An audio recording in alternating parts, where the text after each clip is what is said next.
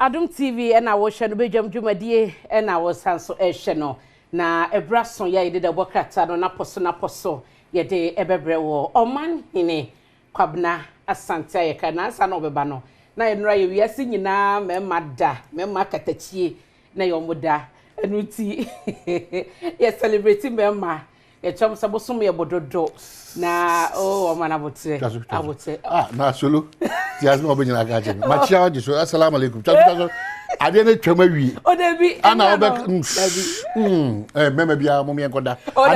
me nka hwe kwa na abeboa e de na buza enu ada ana edi mema da special what have oman kene wa say enne de de so go be diwa enu ada na o say ye mema da o ma asamba ye nyabotere enne na ye mema da dia mesremo ye ka say enne ne ye mema da dia ye ka na pancake ade achi so no eno na me medi ayiye fufu medi da bi da o wa tie o se ase chan ko fa ye nchi ebi wo ho a wo de tu anu a wo be fia ba da bi akan we friend say tu asa bebu so funtumfu na mfu tu aso ye nko jame tu aso o ma so ba ye nyamotire ebe kra no ntimi mu yi ebe kra no ntimi mu yi o na fa san ko fa de ro ba ana me see funtumfu na mfu tu aso o de tu aso ba mi ye nko jame wala the baby I don't know the bra like to asa semi so anata bebu is okay bube mi na me hade yes akofa yenchi imagine kozo to aso okay abofra bongo o ma cheche we akofa the way the one dey abofra okobongo o nya cheche dogobo why pa na nim wa o so nim bebu na oni bebu tiem na frame no pay me bua na watu aso ana say ubua na matu aso eno so ho me say ba o man ye celebrating mema celebrate solomu na the way media me na wa say camera for mo pan na quite confused e dey o mu na pan say o ma hey mema dey celebrate say mema mo so be able too much ye do mu too much enye the cre eti mema bia o ma no gina me change so enye the cre jai the mad ye wo mu sa senti na me ka na dey say cry ye adwuma ke wa sa ka so Beyonce bi o mo ye hu o ye nka o mo je nche kwa na kwa bia ka o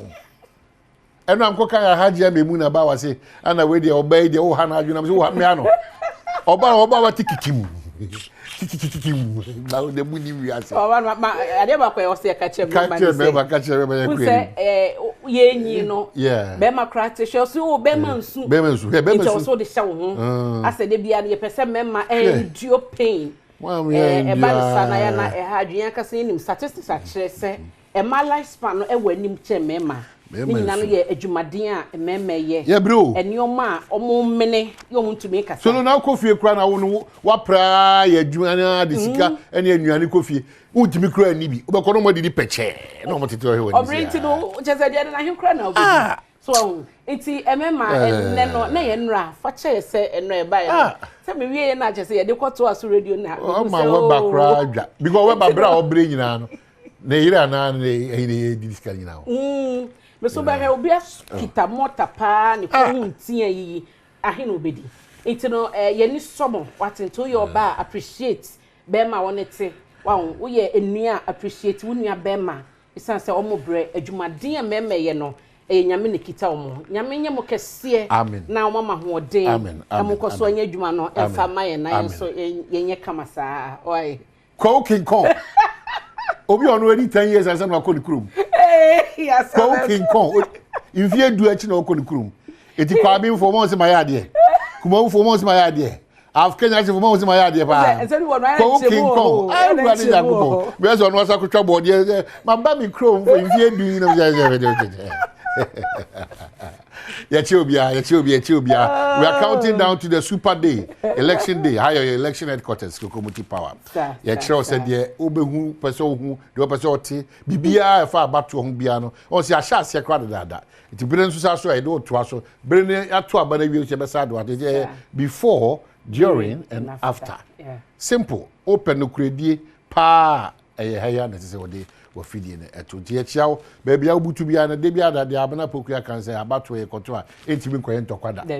eti wo do adwen kire ne ba na meso be adwen kire ne ba wo so beto ama cheda meso so beto ama CPP so beto ama MPP so beto ama NDC na yina edi sanche so ne ekokama afa sa bia ho no nya bia ho a yedi tu ene sekan ene abo ene agyan ehyehyehye ho enye bia akɔhye party bi t-shirt enye bia watwitwa bia ma hu de oyɛ no wotu aba no bia no aro t-shirt na hu de wo inside say metuma aso mesia na so benten enye ho na wono kɔ gbe akɔka say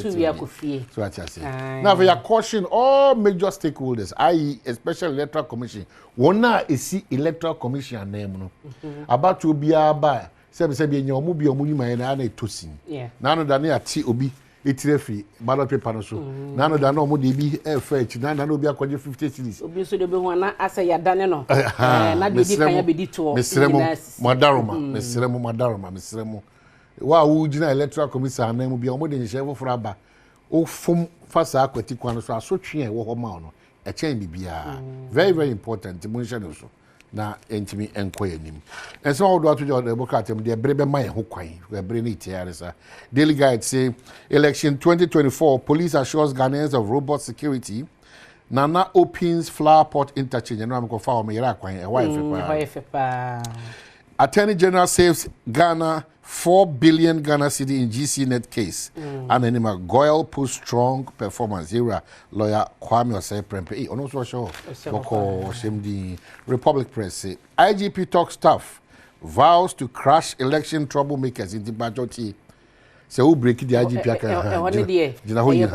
IGP Yura George Akufu Dampare. And I say wo bia bato mo basabasa yo obeye udu ho besem onfa ho nchew mra na ni obedi no pepepepepepe tu pese eto abawe na anya afie da nya obusua ne omotena de a enkoya abato mo basabasa yo kokuntokwa kofa ballot box enkotata obi e wa bato obia hwe ho ye koto aba ne kodi udwuma ebreso ne ye kenkan a obeti ensunsanso ne no na IGP ka oboye nyina kokokese. The Ghanaian Times, the NDC accuses MPP of plan to rig December 7th polls. And that's OTB. Okay, no, must be important. Some say a pobi. A poor mabo. Yeah, mabo. Oh, I see. Na. I know. Say. Oh, say ye kwa bato so say ya na ye say ya witness bi komoni bebre. Ye be kwa wi echi no ya ehunu die kokosi. Nti no eno no ye de omo eche so mate. So obi na abopo. Na o mate. No mo da press conference. So person who say ya dia what na ya mpasa wo ya o ya we. Okay. Now ya we na de betudwa. So obo kokko. IGP kasa na wasaka sebi na flower pot ne sa wa no say ana Attorney General kunumdia we dia magana no so wa no say mo so dia ne sa embassy sensem ya here agreement the bia mo embassy sensem. Okay, so the same press conference Brigadier General Opoku stripped naked with the Accra Times mo and Nana Kwame Bedi meets Otumfo and then a black week for students as MPP government kills SHS students slams FDA Education Ministry for collusion there be Education Ministry for the Krata Babonti. It say no dey twen say FDA so e dey omon krata be say FDA we mu nyina no ye nti omon ka so omo sa company no ka nto mo ye hu die nti a e ka bi ba honom no na ye ma kasa bebre ni ade no e so nti I think say be say brain nti be say na one or two man kokwa de bia o chere kro mo boy fato so ene we dey man kokwa no ma me ni yan ko wanka park na enkoko sports stadium be dey every man enkoko sports stadium be ka ho asem bagajo